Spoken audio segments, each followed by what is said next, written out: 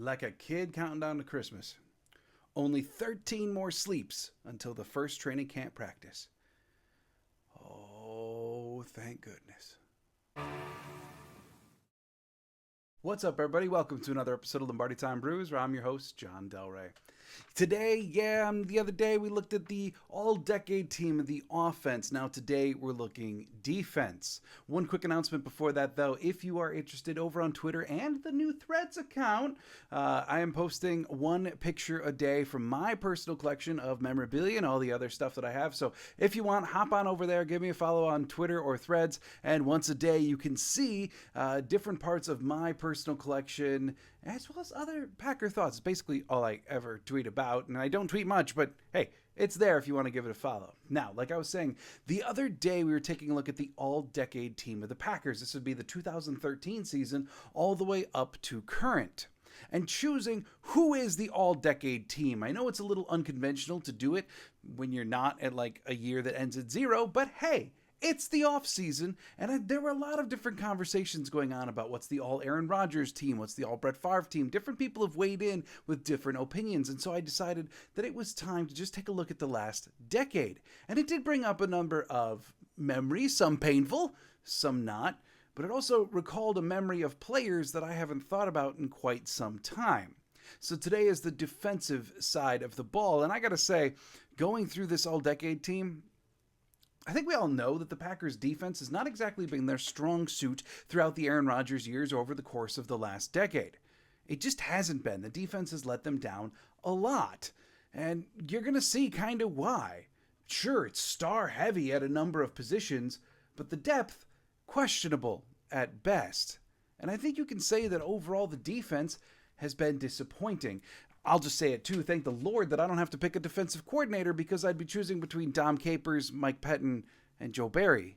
And even if you're a Joe Barry supporter, the results haven't exactly been in the pudding week in and week out. And Dom Capers is legendary, but his years in Green Bay weren't necessarily the best years of his career. In fact, over the last 10 years, in 2013, in terms of scoring defense, the Packers finished 24th, and then 13th, and then 12th, and then 21st, and then 26th, and then 22nd. 2019, they finished 9th. That's good. And then they fell back to 13th in 2020. 2021, 14th.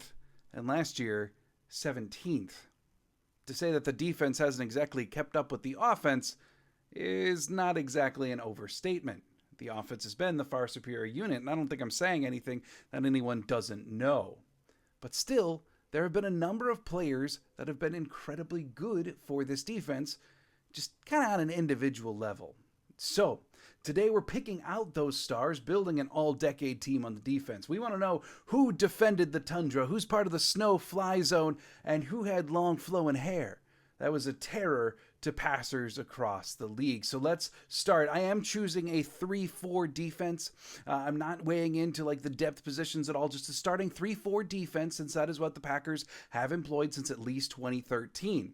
So starting with the defensive line, the number one defensive lineman, the guy who I think automatically comes to mind, would be Kenny Clark. He's played the last 7 years in Green Bay. He's made 2 Pro Bowls. He reset the record as well for paying defensive linemen when he received his last contract. He's amassed 26.5 sacks, and he has truly entrenched himself as one of the top interior defensive linemen in the NFL. By the way, he's still only 27. Don't forget, he came into the league as a baby back when he was 20 years old. He still is only 27 years old and is truly one of the leaders of the current Packers defense. Moving on to the second defensive lineman, another relatively easy choice, and he admittedly stuck around at Green Bay longer than I actually thought he did, but we have Mike Daniels. Yeah, the tenacious, loud leader of the Packers defensive line for several years. He was the star from 2013 until his departure in 2018 before being let go. I believe, I didn't fact check this, but I believe it was on shareholder meeting day that he was rather unceremoniously let go. During his time in Green Bay, he amassed 29 sacks to go along with 225 tackles, and he did make a single Pro Bowl in 2017. But now, very emblematic of the entire defense, we get to the first question. right? Kenny Clark, easy choice. Mike Daniels, pretty easy choice. Defensive lineman number 3, though, ooh, baby, it gets tough. Candidates here would include B.J. Raji, who spent like 2 years in this decade. One of them was after he came back after a year off. LaTroy Guion spent 3, and he contributed. But you know what? The longest tenured Packer defensive lineman over the course of this last decade, and actually of the remaining guys, frequently the highest graded by PFF, would be Dean Lowry. Yeah, I know fans, like, you can appreciate the time he did, but I wouldn't say that a lot of fans exactly fell in love with Dean Lowry over his time. But he came onto the scene in 2016. He had 4 seasons of over 600 snaps. Pretty frequently, like I said, he was graded in the high 60s by PFF. Totaled 15 sacks in his time. If you're looking for a third defensive lineman after Kenny Clark, after Mike Daniels, you're probably looking at Dean Lowry. Maybe just because of continuity purposes, because he hung on so long. But yeah, he does deserve his flowers. I mean, he was a fairly consistent player. He never was a star. Maybe he wouldn't have even been a starter on a lot of teams. But he did his job in Green Bay. And unfortunately, given the Packers' state of the defensive line over the last 10 years, this is where we find ourselves. Dean Lowry finds himself on the all-decade team from 2013 to current. Let's move on to a happier name, and inside linebacker Davon Campbell. Yeah, my first choice for inside linebacker, fairly easy, because his peak has been higher than any other inside linebacker that we've seen easily in decades for Green Bay. Named to the first team All-Pro in 2021, he truly was a revelation. He came in amassing 146 tackles, a missed tackle rate of only 2.9%, one of the top in the NFL in 2021. He provided a steady presence who was also willing to make plays and make them in the backfield. Quite opposite than the guy I'm going to talk about next, but he actually became the playmaker in the middle of the defense that the Packers had needed for so long, seemingly coming out of nowhere to do so. And in 2022, was it his best year? No, he did not match the peak of 2021. That's not exactly a revelation to say that, but what we can say is that he still posted an average to above average season when comparing it to most other Packers inside linebackers. So Davon Campbell, because his peak is so much higher than anyone else, becomes the easy choice for inside linebacker 1. Inside linebacker 2? I don't know. Again, you're running into a question. But ultimately, I got to go with Blake Martinez. Packers have employed a lot of different guys at the position. A.J. Hawk was only there for the first couple years of this decade. You know, Chris Barnes over the last more recent years. But again, it's been a lot of different dudes doing a lot of different stuff. And not always doing it the best, but still Blake Martinez. Quay Walker appears to have the potential to be a breakout star in this role, but after only 1 year of rookie ball and frankly some up and down play from Quay Walker, you couldn't really justify putting him on this list. So Blake Martinez does find himself here, and to this day, he still is the leading tackler for the Packers in this decade. He amassed 3 seasons of at least 950 snaps in his 4 years of play. He only played 40% of the decade cumulatively and still leading the tackles. It's not too shabby. By the way, he's also like the favorite player of my dad, so bonus points, Dad. You get Blake Martinez on the list. But look, the guy was a tackling machine. There's no doubt about it. He just oftentimes made those tackles a few yards deeper than you really wanted him to be. Like Davon Campbell, he didn't stick his nose in, or I should say unlike Davon Campbell in 2021, he didn't stick his nose in to make a lot of plays in the backfield. Instead, he allowed the plays to come to him a lot. Nonetheless, Blake Martinez was a steady producer to make sure that the play did stop when it came to Blake. And you could tell by the high tackling numbers that he amassed throughout his years in Green Bay. So Blake Martinez gets the spot. Now, Edge. Now we get to have a little bit more fun. Let's go with Edge 1. How about long hair, don't care himself, Clay Matthews. Leading the Packers in sacks for this decade with 41. Maybe his best overall years did come just a touch before 2013, like maybe the Super Bowl year, a little bit earlier in his career. But still, the guy made Pro Bowls in 2014 and 2015. And recall that in one of those years was actually when he started playing more inside linebacker as well, because the Packers had such a black hole at that position. And really, to me, when he jumped over to inside linebacker and played it basically as well as he played edge, he showed that he was a guy whose traits went far beyond just that of being a pass rusher. He showed that he was a complete superstar at the linebacker position, regardless of which of the spots you wanted to put him in. Clay Matthews was a star for the Packers. And I know there were some hard feelings when he initially was let go by the organization, or they chose not to re-sign him and he went to the Rams. But ultimately, Clay Matthews is absolutely one of the defensive superstars of this entire generation of football and will appropriately go down in Green Bay Packer history as such. Edge 2. Allow me to deviate from logic. Allow me to deviate from several of the standards that I've set so far, and that playing time matters and everything. I just need to put him on here because he's my favorite player. Rashaan Gary. He's that guy. No, Rashaan Gary isn't necessarily the most tenured. No, he doesn't have a 10-sack season. No, he doesn't have the single best season for an edge rusher in this decade. That probably goes to Zadarius Smith in his first year with the Packers. But look, he's Rashaan Gary. Okay, I have gone into in great detail in other videos all of the advanced metrics that makes Rashaan Gary one of the best edge rushers in the NFL today. I've talked about how his 2021 season was truly special from the edge rusher position and how 2022 was on that trajectory as well until his ACL injury. Rashaan Gary, I just love the dude, okay? All right, just give this to me, okay? I love the guy. I believe that his work ethic is exactly what you want. His tenacity on the football field, while being a relatively kind-hearted guy off the field, it's what you want from the edge position. So if you want to know about the greatness of Rashaan Gary, go check out some other videos where I talk about him. But the truth is, I wanted him on this list. He is who I believe I want at the edge position. Rashaan Gary, you get your spot. Cornerback 1. Let's move on to the cornerback position. And the first one, easy choice. Let's go with Jaire Alexander. Keep in mind that the Packers have a world of talent at the cornerback position right now, but it wasn't always like that. This is the defense over the last decade that trotted out like Ladarius Gunter for a couple of years. We went through the Demarius Randall years. We had the injuries to Sam Shields. We had, Tramon Williams eventually leaving for Cleveland and then coming back.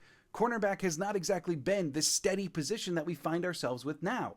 It's been a position of a ton of up and down over the last decade. And so the choice for number 1 becomes really easy because you've got a guy who's routinely in the conversation and has been for the last 3 years about who is the top cornerback in football.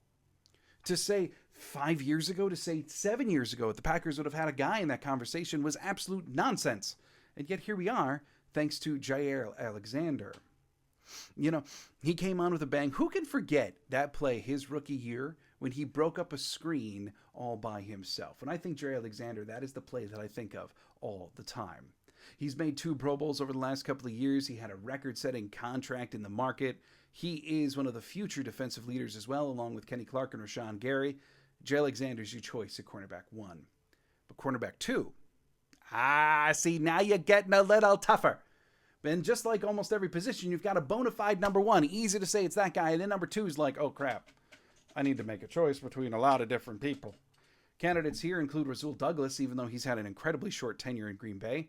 Kevin King, Demarius Randall, kind of Tramon Williams. Like, he does get into this decade a little. But I got to go with Sam Shields. I mean, receiving real playing time in 30% of this decade before concussions just ultimately ended his Green Bay career. He made the Pro Bowl in 2014. He was an absolute speed demon. He posted multiple interceptions in every relevant year of this decade. Following the departure of Charles Woodson, Tramon Williams, the Packers needed a number 1 cornerback, and Sam Shields stepped up into the mold. Unfortunately, yes, as I mentioned, his career in Green Bay did end because of concussions. And he did get clearance to go on and play other places, but for all intents and purposes, he was pretty well done. It does lead to a lot of questions of what could have been. How long would his career have gone? How would the trajectory of the Green Bay Packers defense been different? Would we have wound up with Demarius Randall in all those years? Would we have wound up with Jaire Alexander if Sam Shields was able to keep on playing at a number 1 corner type level? But his high was certainly higher than most of the cornerbacks than the Packers have employed over the last decade, so Sam Shields finds himself on this list. Safety. Safety number 1, Adrian Amos. During his Green Bay years, he very genuinely was one of the most underrated safeties in the entire league. He never made a single Pro Bowl, but yet he was graded by a lot of different advanced metrics and PFF as one of the top safeties in football multiple years. He immediately offered a steady presence at a position that desperately needed it. we can be honest and say that the Packers have been kind of searching for safeties ever since the Nick Collins injury. And they had some stable play from Morgan Burnett. They had some splash plays from Ha ClintonDix. They've had guys in and out, right? But no one really to lock down the position for several years at a high level. Adrian Amos filled that void. He was very, very assignment sure. He was a sure tackler in the back end as well. And last year, yes, he fell off. And whether that's age-related, whether it's scheme-related, we may find out now that he's playing with the Jets this year. We may find out whether Adrian Amos truly lost a step or not. But to overlook him over the course of this last decade would be just downright negligent. Playing in 40% of this decade and being the steadying presence that they needed, Adrian Amos gets a spot. And safety 2. Now again, a question. I'm really split here between Ha ClintonDix and Morgan Burnett. Kind of like the previous generation's version of Amos and Savage. You've got one who's incredibly steady, who's not going to mess anything up, who does what you ask him to do. And then you've got one who more frequently makes plays. Winds up on the highlight reel. But then also dives at dude's feet and misses the tackle a lot. But still, I got to go with the Packer who still leads the team in interceptions over the course of the last decade, and that would be Ha ClintonDix. He was a first-round pick in 2014. He amassed 14 interceptions over his 4.5 years with Green Bay, where he also compiled 351 tackles. Every complete year he had in Green Bay, he played over 940 snaps, and he offered the Packers a player with game-breaking potential in the back end that they had not had for years at the safety position, really, since Nick Collins. So, yes, eventually his decision-making, his tackling ability did grow to be more and more questionable, and that's why he found himself out of Green Bay. But still, when he was playing well, when he was at his peak, the height of his powers, making splash plays, there was not a safety who could compete with Ha ClintonDix. So, there you have it for the Green Bay Packers defense. And I think it's really emblematic of where the defense has been over the last decade. On the defensive line 3 became a question. Inside linebacker 2 became a question. Cornerback 2 became a question. Safety 2 became a question. Like, the Packers have always had this front line of stars and then a whole lot of question marks around them. Kind of not that unlike the Packers defense right now. Sure, on the defensive line you've got Kenny Clark and then you've got youth. And they didn't always have youth, so let's count our blessings there. But Kenny Clark first, and then some questions with Slayton and Wyatt, Brooks and Wooden. Or how about the inside linebacker position? Hey, right now we've actually got 2 bona fide players there. That's neat. That's new. Cornerback, the depth at corner that they have now. But safety, then you walk to the safety position, and holy Lord, you got some questions. The Green Bay Packers defense over the last 10 years has been a unit that has had individual stars, but not necessarily unit success. Is the current unit going to be emblematic of that again? Or is this going to be the one that actually becomes a team? Thanks so much for checking out Lombardi Time Brews, and I will be back on Friday. Like I said earlier, hop on over to Twitter or Threads if you want to see every single day I'm posting a new piece of my collection with a little bit of background about the piece as well. You're going to see a lot of autographs from all through the years, even dating back to the very beginning. Packers with some of my earliest autographs that we'll see when they come up. This is going to take a long time to actually post all these pictures, but thanks for joining me here. Hope you enjoyed this video. I'll be back Friday. Hope you're having a great day, and as always, go Pack Go.